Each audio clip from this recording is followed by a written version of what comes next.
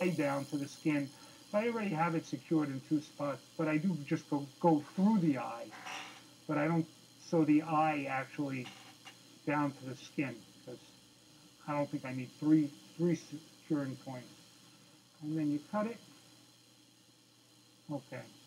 Now we're going to insert the swan. So what we're going to do is we're using isometric swans, so they have to be light calibrated first. The regular swan doesn't.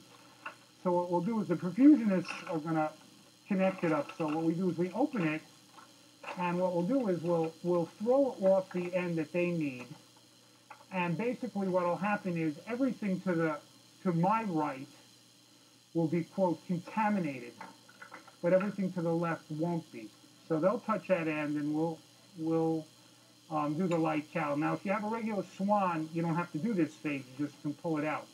The whole purpose of this is the tip is in the dark, so it zeroes the sac. If you don't do it, you can draw a PA gas later on and enter it manually. Or if the cal fails or whatever, or something happens, or you change to the ICU and you don't take the cable, and that's what they do. It doesn't save the data. It takes about 20 seconds. Now, when you come out, you don't want to contaminate this. There's a contamination shield. So you rip it off. Now, if you look at the contamination shield, it has two pieces.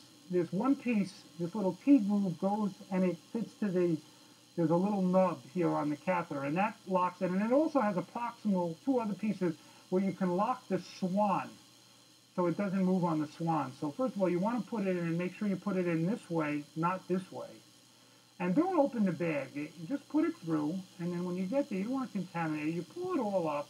Each mark on the swan is 10. The fat mark is 50. You pull it up to near the end. It doesn't have to go all the way up to the top, maybe 80, 75. And you take it and you lock it. See, now the swan can't move. Now, what we do here is we give you an Alice clamp, so you can clamp this down. And when you do this, don't clamp the swan, so it won't slide off. So this is kind of all contaminated, but this isn't. Now, these swans, there's a PA port, there's two CVP ports, the white one, kind of the VIP port, and the CVP, so they all have to be flushed. These oximetric swans all have a heat coil, so you don't have to do injectate.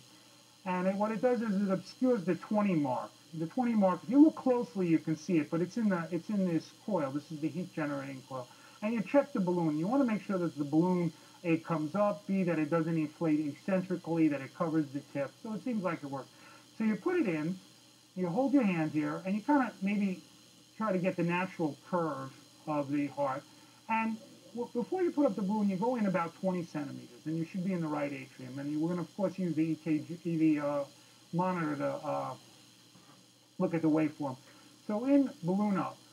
And what you do is you advance it with the heartbeat, 1 to 3 beats, and you be cognizant of how far you're going in, because it should be the 30, 35 across the tricuspid valve.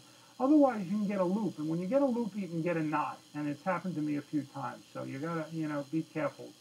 You just can't keep on inserting it forever. So you insert it, and hopefully by 30, 35, see, now, you may not see the monitor, but it's in the RV, and it's at 29 or so. So same with the swan.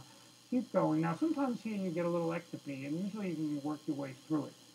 Once in a while, the patient fibrillates, very rarely, then you got to defibrillate. Otherwise, but you do usually get a lot of ectopy, and now you see I'm in the PA. Well, you may not be able to see the monitor, in about 42. We don't wedge the catheter. We've had a PA rupture, and we don't need to do it, so we just leave it here.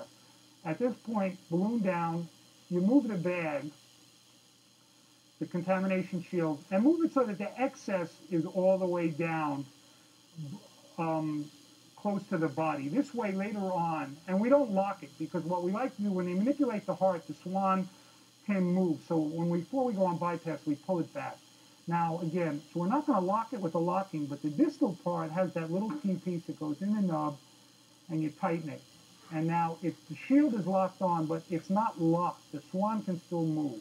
If you turn this piece, the swan is locked, and it can't move. So we don't do that. We keep it open, so we can pull it. And now we're done. And we'll put our little dressing on it, and at the end of the case, we'll put a nice dressing on, but